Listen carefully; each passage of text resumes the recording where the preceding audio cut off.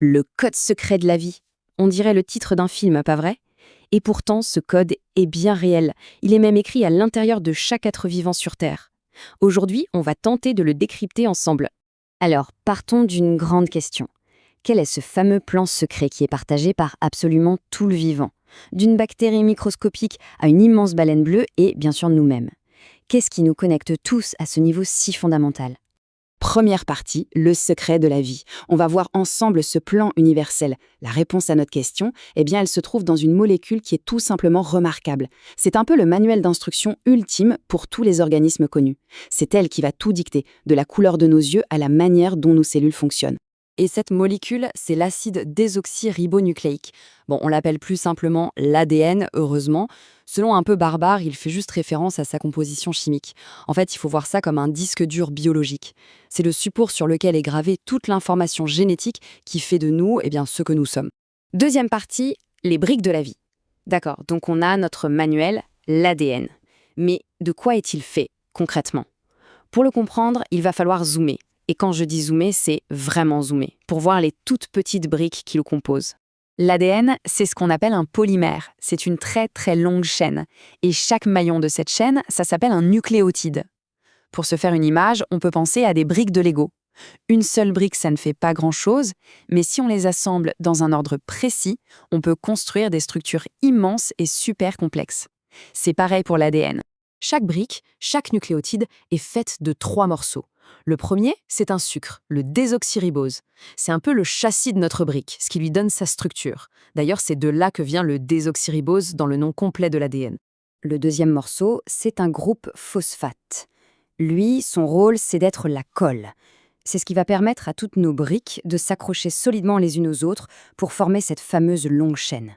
C'est lui qui crée la colonne vertébrale de l'ADN et qui lui donne toute sa solidité. Et enfin, le troisième et dernier morceau, qui est de loin le plus important, la base azotée. Si le sucre et le phosphate s'occupent de la structure, la base azotée, elle, contient l'information. C'est la lettre de notre alphabet génétique. C'est vraiment le cœur du code. Et cet alphabet, il est d'une simplicité déconcertante. Il n'y a que 4 lettres. Adénine, guanine, cytosine et thymine. Pour faire plus simple, on dit A, G, C et T.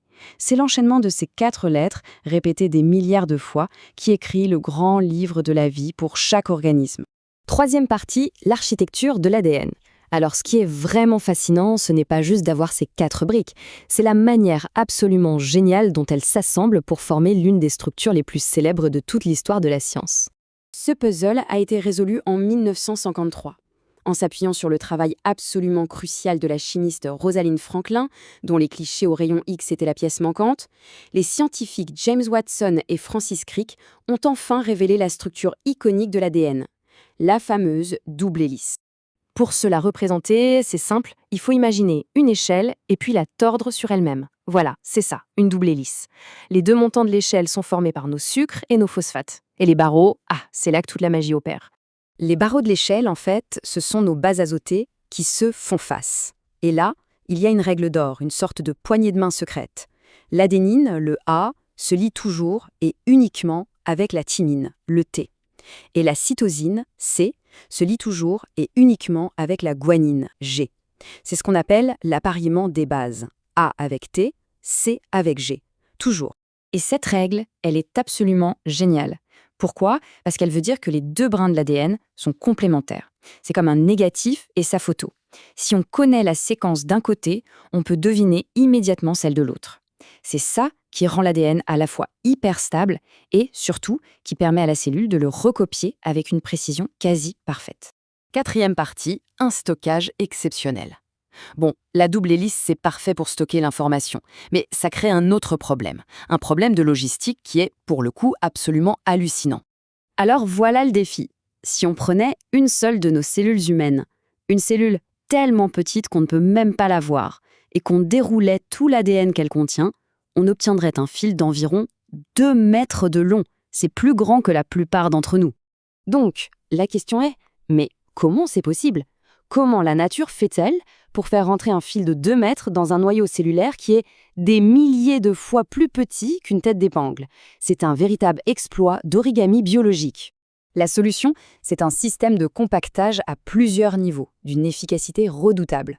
D'abord, l'ADN s'enroule autour de protéines, les histones, un peu comme du fil sur des bobines. Ça forme ce qu'on appelle des nucléosomes. Ensuite, ces bobines sont elles-mêmes enroulées les unes sur les autres pour former une fibre plus épaisse, la chromatine. Et enfin, cette fibre est encore super enroulée sur elle-même pour former la structure compacte qu'on connaît tous, le chromosome. Cinquième et dernière partie, un langage, plusieurs dialectes. Ce système est incroyable. Et même si la structure de l'ADN est universelle, la façon dont il est organisé et rangé, elle, varie énormément à travers l'arbre du vivant. Prenons deux grands exemples. Chez les organismes simples comme les bactéries, qu'on appelle les prokaryotes, l'ADN forme un seul grand chromosome circulaire qui flotte assez librement dans la cellule. Mais chez les organismes plus complexes comme les animaux ou les plantes, les eucaryotes, c'est beaucoup plus organisé. L'ADN est séparé en plusieurs chromosomes bien droits, bien linéaires, et surtout, ils sont bien protégés à l'intérieur d'un noyau. Et ce n'est pas tout. Chez nous, les eucaryotes, il n'y a pas un, mais bien deux types d'ADN dans nos cellules. L'immense majorité se trouve dans le noyau, c'est notre génome principal, mais on a aussi un tout petit génome, circulaire lui aussi, qui se cache à l'intérieur de nos centrales énergétiques, les mitochondries. C'est un héritage fascinant d'un passé très lointain, où des bactéries auraient été intégrées à nos cellules ancestrales. Et tout ça nous amène à un dernier mystère, et pas des moindres. On sait aujourd'hui que seulement 2% de notre ADN sert vraiment à fabriquer les protéines qui nous composent. Alors, la question vertigineuse, c'est à quoi peuvent bien servir les 98% qui restent? Ce code secret de la vie est un chef-d'œuvre, mais il est encore loin, très loin, d'avoir révélé tous ces secrets.